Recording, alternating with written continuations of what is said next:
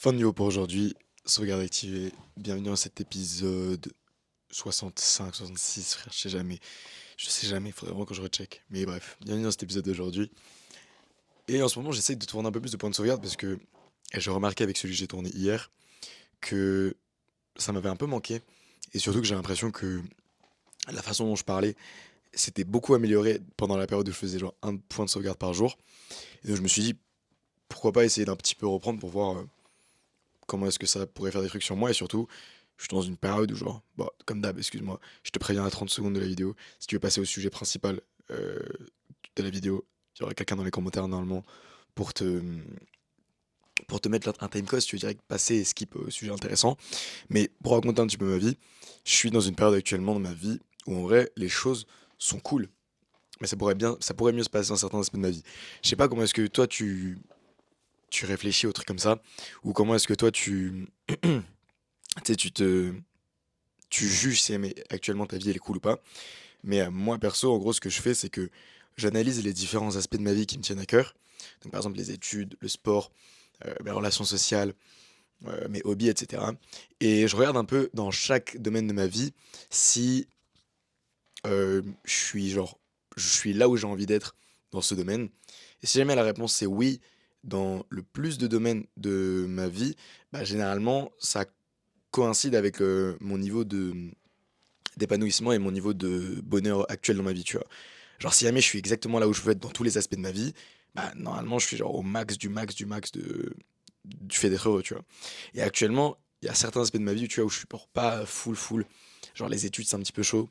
Toujours chaud en terminale, hein, c'est pas non plus hyper chaud, mais genre, moi, je suis une galère, frère. Euh, la gym, ça va de mieux en mieux. Je suis vraiment très très content pour la gym parce que c'est un des aspects les plus importants de ma vie. Et quand la gym, ça va bien, j'ai l'impression que tout va bien dans ma vie. Donc actuellement, c'est bien. Et généralement, quand je dis que la gym, ça va bien, ça veut dire que je progresse. Vraiment, c'est genre, je crois, le seul facteur de tout le genre de, avec lequel je juge si jamais la gym, ça va bien, c'est si je progresse. Si je progresse dans la gym, frère, ma vie, elle est trop bien en vrai. Genre, mais sinon, pas trop. Et sinon, les autres aspects, ça, c'est les deux gros aspects de ma vie. Et sinon, le troisième gros truc que je dirais, ça serait peut-être YouTube. Et YouTube, actuellement, je pense que c'est un des trucs sur lesquels je laque le plus parce que, avec mes hobbies qui me prennent pas mal de temps, tu vois, avec le billard, avec les cartes One Piece et avec la gym, YouTube, j'ai l'impression que je le laisse un petit peu de côté.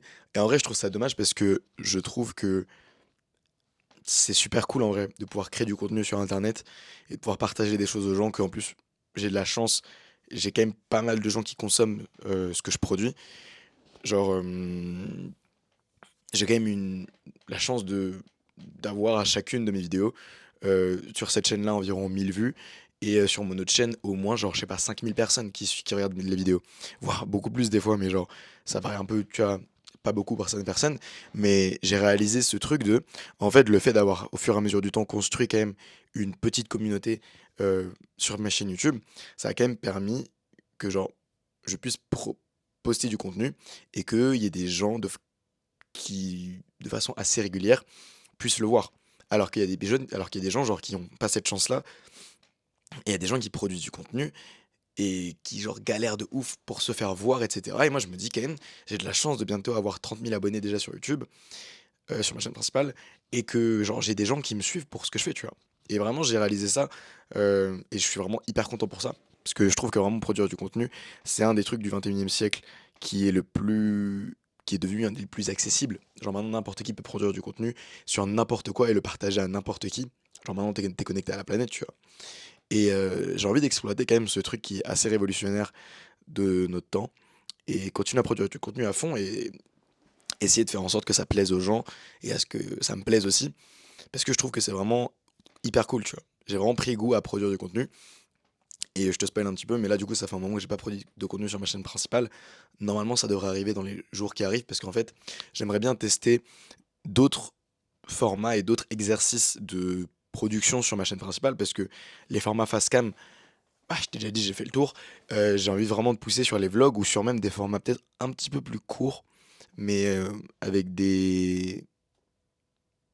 un texte ou des images un peu plus marquantes, tu vois? C'est-à-dire que je me dis, faire des formats plus courts, toujours sous forme de vidéo YouTube, tu vas pas faire des shorts ou quoi, mais juste faire des vidéos plus courtes de genre 3 à 5 minutes. Je pense que c'est un autre exercice intéressant parce que ça te force à aller à l'essentiel et à être le plus concis, tranchant et genre,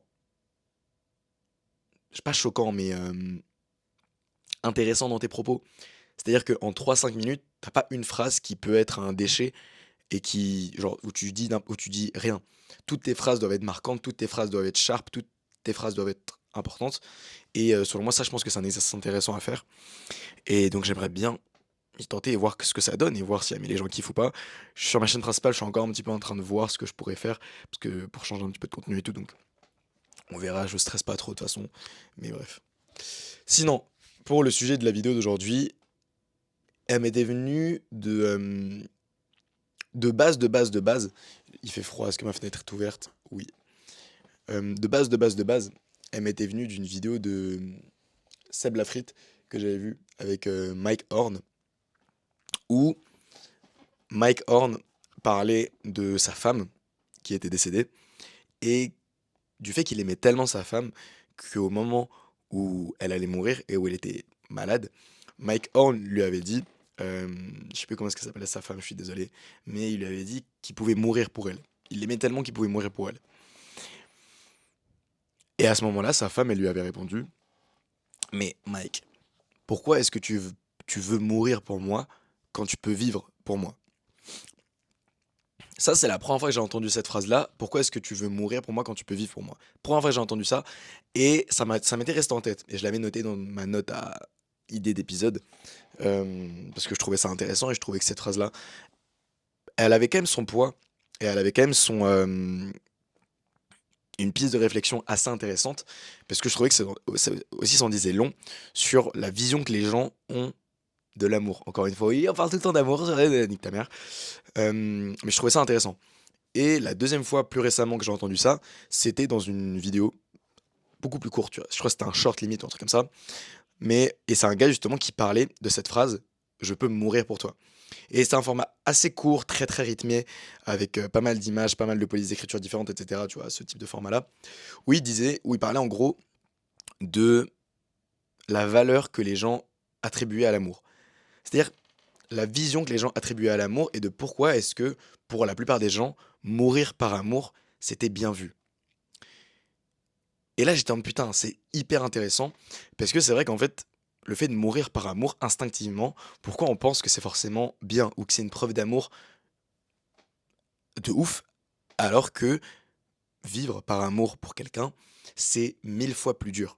Et selon moi, en réfléchissant un petit peu, je trouve que c'est beaucoup plus une preuve d'amour réel de vivre par amour pour quelqu'un que de mourir par amour. Et c'est un petit peu le sujet de toute cette vidéo, et c'est un peu sur ça que toute ma réflexion va porter. Je sais pas à quel point je vais pouvoir pousser le truc, j'ai pas non plus réfléchi de fou, mais je trouve que c'était une phrase assez intéressante. Et le premier truc que je m'étais dit, du coup, c'était comme tout le monde, tu vas mourir par amour, c'est forcément une preuve d'amour de ouf. Parce que t'abandonnes un des trucs les plus précieux, si ce n'est le truc le plus précieux que t'as pour quelqu'un, c'est-à-dire ta vie. Ta vie. Genre, t'arrêtes de vivre pour quelqu'un d'autre. Sauf que tu as, en y réfléchissant en 2 secondes, en vrai, le fait d'arrêter de vivre pour quelqu'un, c'est cool. C'est très cool, hein, c'est très très sympa de ta part, merci de mourir, mais en soi, à la personne, ça va pas apporter grand-chose. C'est-à-dire que même si jamais c'est flatteur peut-être de savoir que quelqu'un peut donner sa vie pour toi, en tant que tel, le fait de mourir pour quelqu'un, à moins que ce soit dans un contexte précis, en mode ouais, tu dois te sacrifier et tout, le fait de mourir, qu'est-ce que ça va apporter à la personne que t'aimes? En soi, pas grand-chose, tu vois. On n'est pas dans One Piece où t'as mangé le OP Nomi et si jamais tu te sacrifies, l'autre personne elle a la vie éternelle. Je suis à Dressrosa. Je suis à Dressrosa pour ceux qui ont la ref. Mais genre, le fait de mourir en fait, pour quelqu'un, j'ai l'impression que c'est une action limite plus égoïste que, que genre par amour parce que c'est quelque chose qui implique toi. Et je vois pas forcément le bénéfice que la personne que t'aimes en tire ou même l'action d'amour réelle dedans.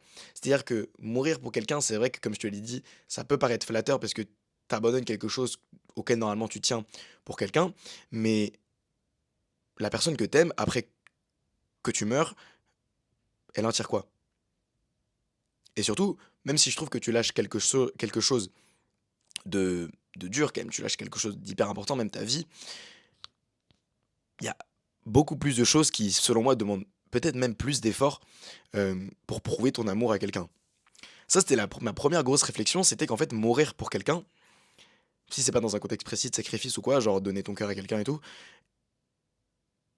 bah je trouvais pas ça beaucoup très intéressant, tu vois. Après, bien sûr, je pense que la plupart des gens, quand ils disent oui, je peux mourir pour quelqu'un, ils veulent dire ça. Ils veulent dire que oui, si jamais t'étais on the line avec quelqu'un et que genre je devais choisir entre toi et moi, bah je donnerais ma vie pour toi, tu vois.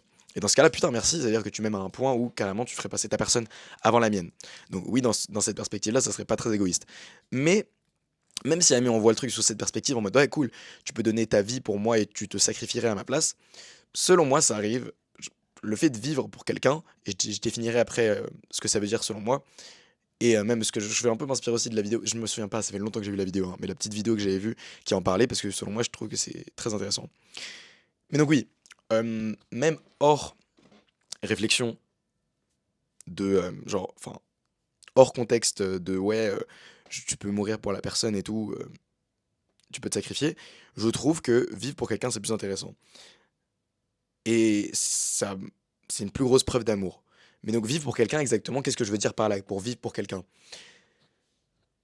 J'ai l'impression que les gens de cette génération on commencent à confondre ou à un petit peu mixer l'échelle de valeurs en rapport avec l'amour.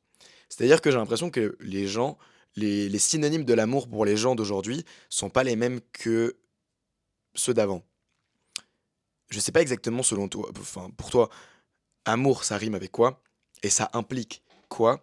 Mais en partant de ce constat que la plupart des gens pensent que la preuve d'amour ultime, c'est de mourir pour quelqu'un, on peut en déduire que l'ultime preuve d'amour, c'est le sacrifice.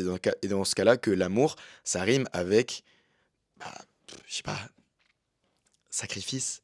Ça rime avec, je sais pas en fait. Enfin, pour moi, sacrifice, après, c'est d'autres trucs des sacrifices, mais en fait, genre que pour la plupart des gens, ça voudrait dire que l'amour, ça rime avec le fait d'abandonner des choses qui sont précieuses à notre cœur pour la personne. L'amour, ça veut dire que l'amour pour ces gens-là, ça serait principalement le fait d'abandonner des choses qui nous tiennent à cœur euh, pour faire plaisir ou pour convenir à l'autre personne, tu vois. Genre, par exemple, je pense que toutes les meufs, elles bandent sur ça et elles prennent ça en exemple. C'est par exemple le prince Harry qui a renoncé à son titre de royauté pour rester avec Meghan. Tu vois, c'est un peu ce genre de truc, je pense, tu vois, c'est cette image-là que les gens se font de l'amour, la preuve d'amour ultime, renoncer à quelque chose qui te tient énormément à cœur pour une personne que t'aimes. Même, tu as ce modèle de l'amour, il revient plein de fois dans Hercule, le Disney. À la fin, Hercule, il refuse d'aller à l'Olympe avec ses parents et de devenir un dieu. Il préfère rester un humain pour vivre l'amour avec Meghan sur Terre. Tu vois, dans le Titanic, euh, Jack, il monte pas sur le radeau et il laisse Rose sur le petit radeau de sauvetage par amour. Parce qu'il l'aime et donc il la laisse vivre à sa place. C'est ça que je veux dire par modèle d'amour. C'est le modèle d'amour, je pense, le plus répandu. Et c'est celui qui est le plus présent dans l'imaginaire collectif. Mais, et en vrai, à juste titre, parce que même moi, je pense pas qu'il soit déconnant, tu vois. Je pense pas qu'il soit déconnant et je pense même que c'est genre. C'est bien. Parce que c'est vrai que dans l'amour et dans les relations que tu auras dans ta vie, je pense que t'arriveras dans des moments dans ta vie à un point où tu devras peut-être sacrifier certaines choses pour ton ou ta partenaire. Genre, je suis la team des gens qui pensent que l'amour, c'est pas non plus genre 100% linéaire, ça te fera pas non plus tout le temps plaisir.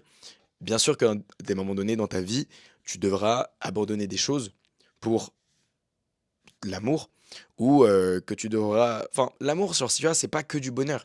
Bien évidemment que des fois, tu auras des contraintes, bien évidemment que des fois, tu dois faire des efforts et selon moi, les gens qui pensent que l'amour ou un couple, ça devrait bien se passer tout le temps parce que si jamais c'est la bonne personne, ça se passe bien tout le temps, bah, ils sont dans le faux. Ils sont dans le faux et moi, j'en ai parlé plein de fois avec plein de gens que je connaissais pas parce que selon moi, c'est des points de vue qui sont intéressants à récolter parce que c'est une question qui est intéressante. Et la première personne avec qui j'en ai parlé, je pense que c'était mon père. C'était est-ce que l'amour c'est plus quelque chose qu'on cultive ou est-ce que c'est quelque chose qui te strike comme un éclair, tu vois, comme un coup de foudre. Et mon père, à chaque fois, me répétait que hein, l'amour, selon lui, ça se cultive. Ça se cultive, ça se construit et ça se fait à travers beaucoup de choses, tu vois? À travers des petites attentions, à travers des dates. Le daron, c'est un ancien, tu vois? Genre, il a vécu l'amour à l'ancienne dans les années, mon daron, il est né quoi? Il est né en 64 et il a vécu l'amour dans les années 70, 80, 90 et cetera, tu vois? Et selon lui, c'est quelque chose qui se construit au fur et à mesure du temps. C'est quelque chose qui se cultive, c'est quelque chose qui s'arrose, c'est quelque chose qui pousse au fur et à mesure du temps et c'est pas un truc qui est tombé du ciel et qui, waouh, trop bien, ça s'est fait. Et donc, c'est vrai, je pense que j'ai été influencé dans mon éducation et dans ma vision de l'amour par la sienne. Et j'ai discuté avec la plupart des gens, et en vrai, la plupart des gens sont d'accord avec ça, tu vois. Et je pense que c'est un peu une chimère, le fait de penser que l'amour, c'est encore quelque chose qui tombe de nulle part et qui s'explique pas. On a encore cette vision peut-être dans les films où, oui, on voit quelqu'un pour la première fois et c'est Prince Charmant, mais je pense que de plus en plus de gens, surtout de notre génération et de comment la société elle évolue et tout, sont réalistes par rapport à ce genre de choses et savent que genre, bah, malheureusement le coup de foudre comme on nous le présente au cinéma et tout, ça existe peut-être pas dans la vraie vie, tu vois? Tu peux être très, très attiré par quelqu'un. En vrai, je sais pas. Je pense que le truc le plus proche qui se rapprocherait d'un coup de foudre, ça serait genre le fait d'être, je sais pas, genre très, très attiré par quelqu'un d'un coup et et après construire autour de ça, tu vois? Mais je pense que ce qui changerait entre un coup de foudre, entre guillemets, hein, et le fait de cultiver de l'amour à la base, ça serait peut-être l'attirance physique de base. C'est-à-dire que je pense que les gens, qui croient encore au coup de foudre, ce qu'ils considèrent comme le coup de foudre, en fait, c'est juste une attirance physique de base tellement forte que, la construction de l'amour ou, genre, la culture de l'amour qui en découle est beaucoup plus simple et je pense que c'est ça que les gens veulent dire quand ils disent: «Oui, mais en fait non, genre ça s'est fait tout seul parce que on a eu le coup de foudre». C'est juste, je pense qu'ils étaient tellement attirés physiquement l'un par l'autre que, bah, genre, c'est pas tu tu même pas l'impression forcément de cultiver ou de devoir construire ou entretenir un truc tellement, de base, l'attraction elle était forte. Donc je pense que c'est ça le truc que les gens, hem, associent au coup de foudre et je pense que c'est ça le truc le plus explicable et le plus proche d'un coup de foudre que je pourrais te dire. Dis-moi ce que tu en penses toi du coup de foudre et du fait de construire l'amour? T'es plus de quel avis? Et si jamais tu crois au coup de foudre, pourquoi? Parce qu'en vrai c'est intéressant je pense les gens qui croient encore au coup de foudre parce que j'admire les gens qui croient encore au coup de foudre parce que je trouve qu'ils ont une vision assez, pure de l'amour et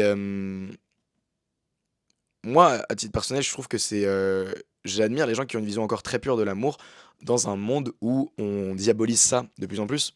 Les gens aiment de moins en moins l'amour parce que, l'amour c'est décevant la plupart du temps et c'est mis en avant comme quelque chose de limite de mauvais, hein, par, beaucoup de gens, par beaucoup d'influenceurs, par les réseaux, par beaucoup de choses, tu vois? J'ai l'impression qu'en fait l'amour ça a tellement été mis en avant par le passé, par les anciennes générations, par les anciens films et cetera, que la génération actuelle a tellement un besoin de s'émanciper et de se différencier de la génération d'avant, qu'ils ont décidé de cracher sur l'amour parce que justement, on n'est plus comme à l'ancienne, on n'est plus, des bébés, on est dans le monde réel et on sait que voilà, l'amour c'est plus comme ça, l'amour c'est pas tout le temps, pour toujours.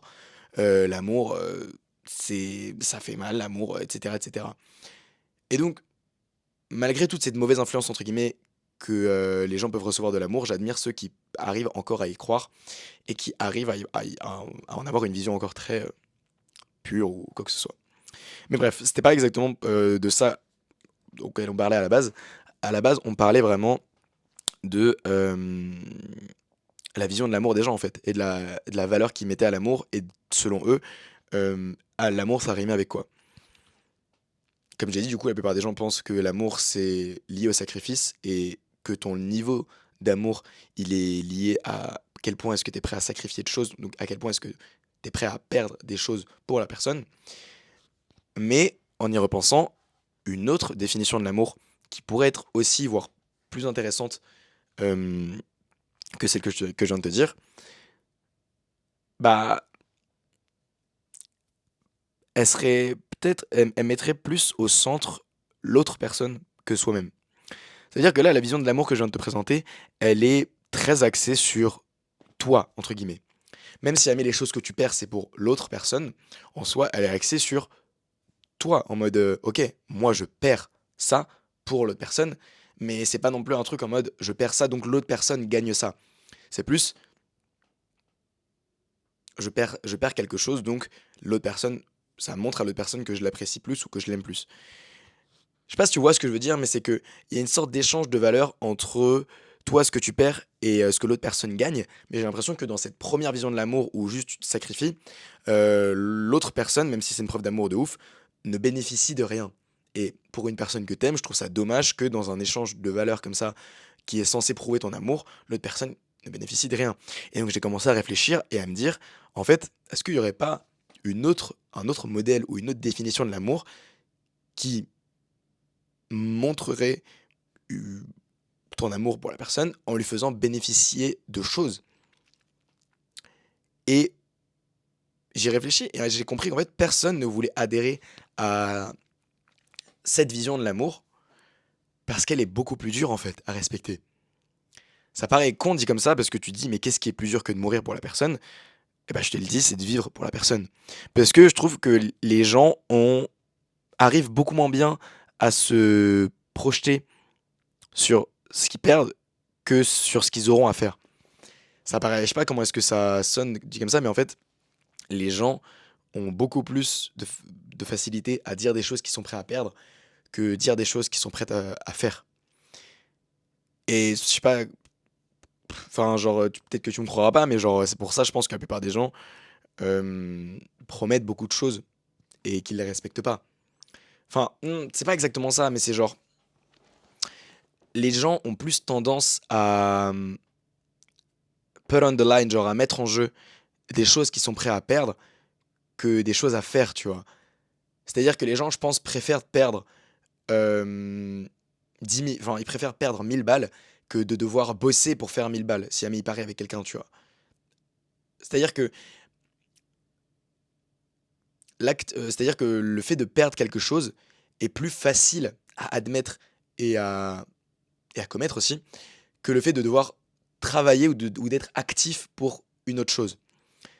C'est pour ça d'ailleurs que je pense que quand on fait un pari, la plupart des gens préfèrent parier le fait de perdre quelque chose, genre 10 balles ou un truc comme ça, que le fait de devoir faire quelque chose, genre, enfin, après justement ça peut, genre tu peux faire 10 pompes ou des trucs comme ça, mais entre perdre quelque chose ou devoir faire quelque chose en plus, les gens sont plus prêts à perdre quelque chose, je pense.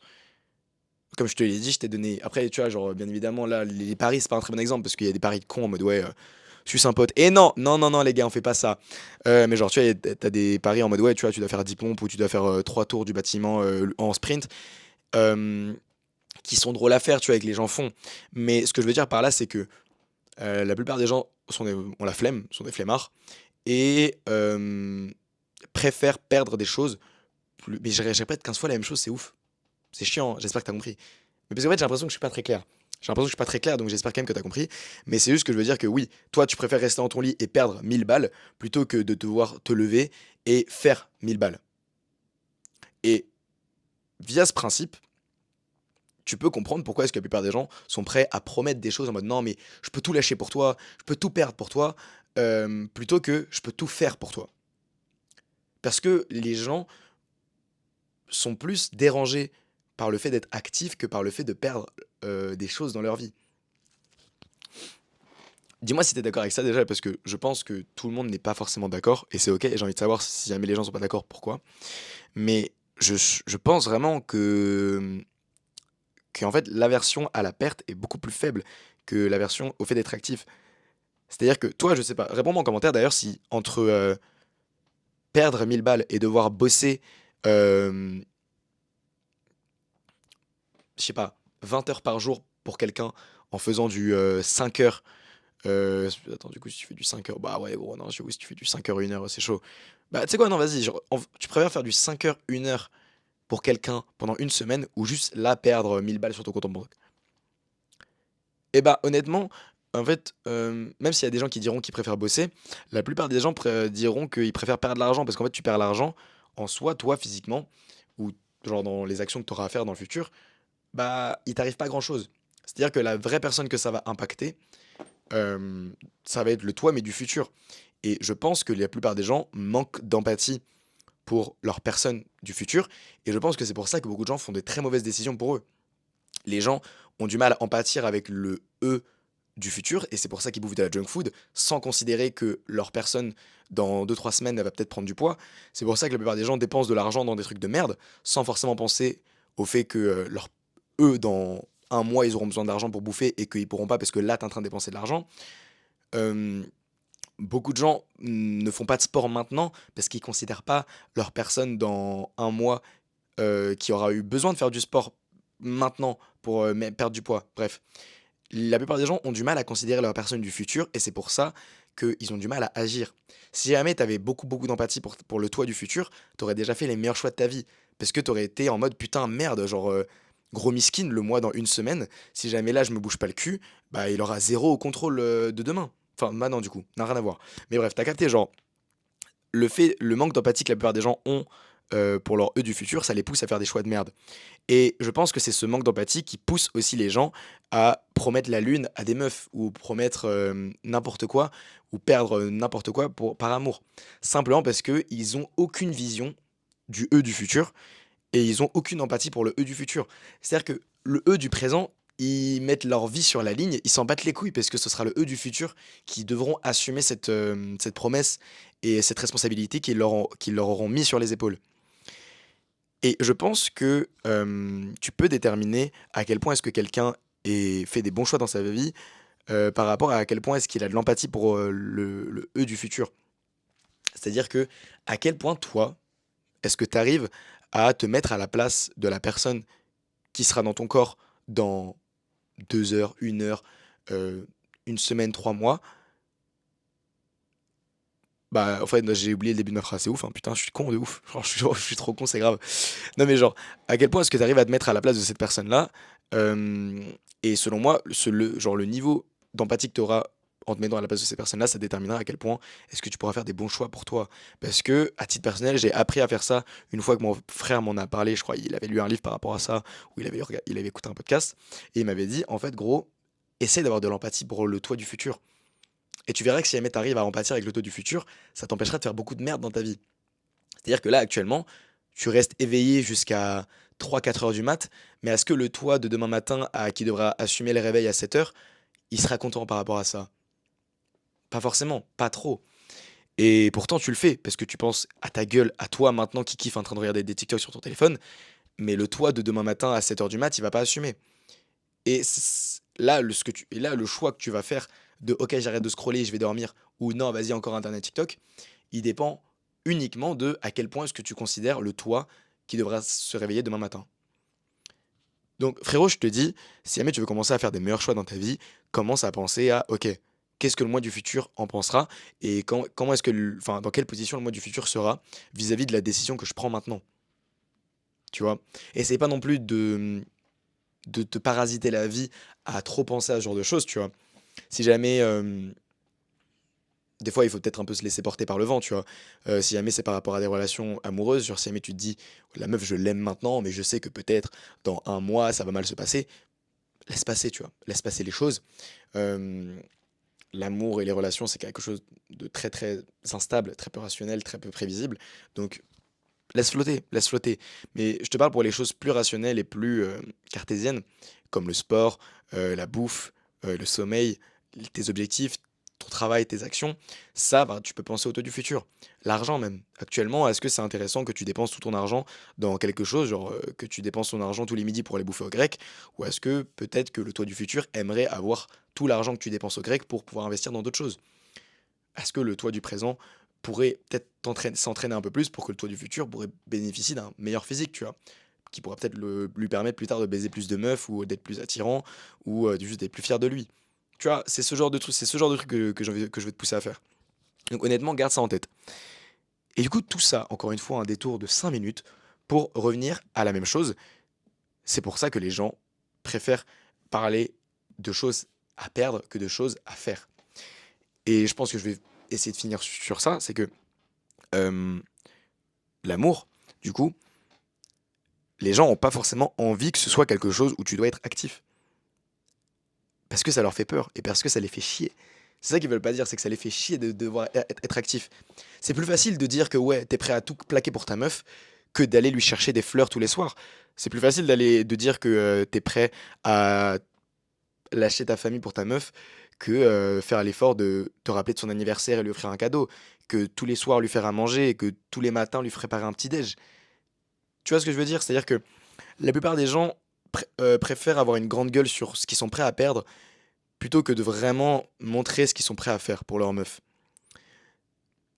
Donc, selon moi, frérot, si t'as vraiment envie de montrer que t'aimes quelqu'un, et si t'as vraiment envie de prouver à ta meuf que tu tiens à elle, commence à être plus actif et à montrer ce que tu peux lui apporter dans sa vie, plus que ce que t'es prêt à lâcher dans la tienne. Parce que même pour l'autre personne, je pense que c'est un milliard de fois plus gratifiante.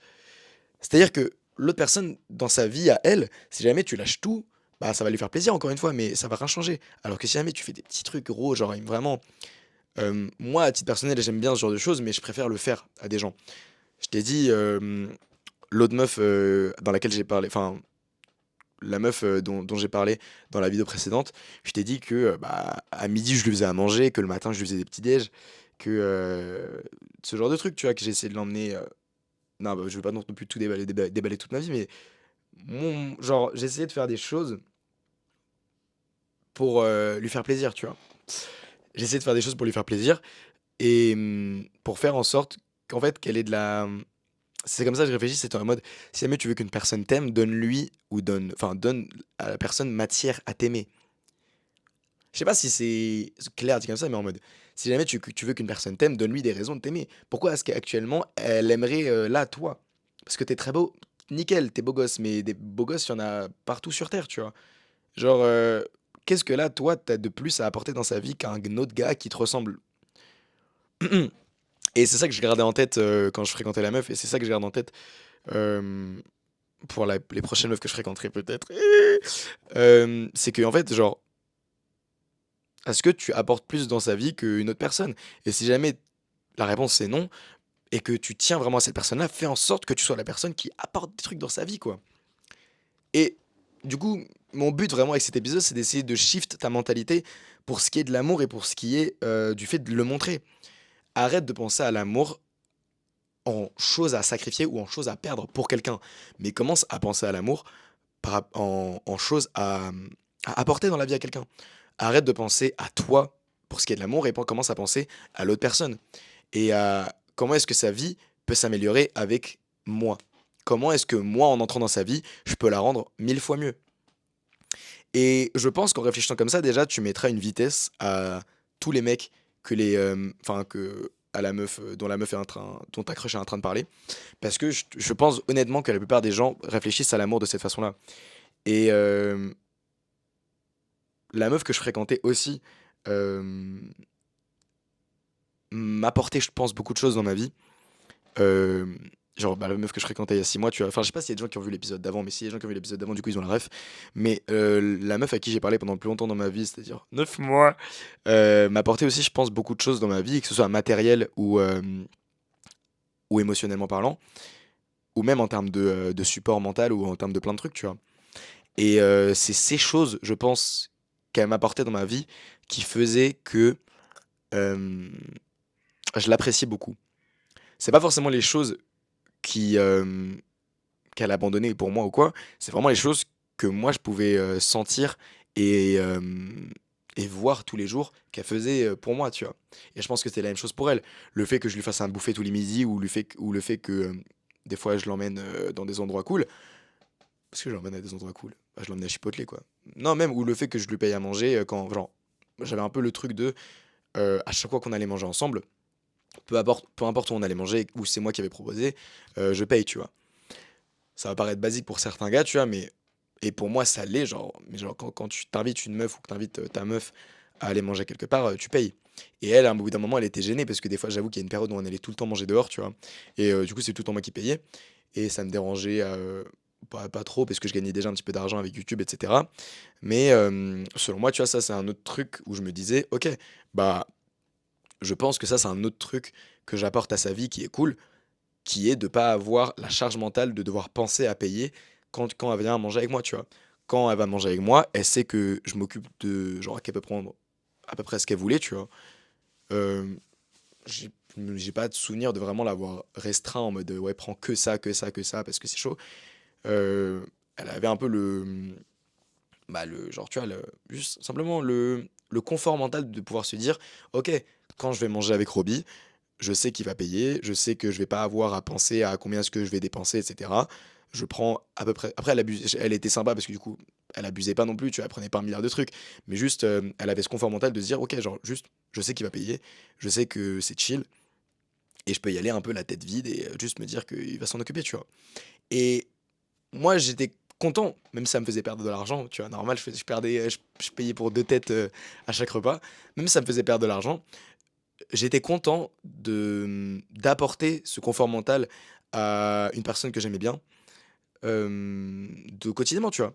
Et j'aimais du coup la façon dont après cette personne-là me voyait. Parce que, elle se disait, j'étais pas une source de stress pour elle et au contraire même je pense que j'étais genre un truc assez safe, tu vois? C'est ça que je voulais vraiment être pour la personne, c'était être quelqu'un, de solide sur lequel elle peut compter et quelqu'un surtout qui vraiment en fait, la vision vraiment que je voulais lui donner, c'était quelqu'un de safe.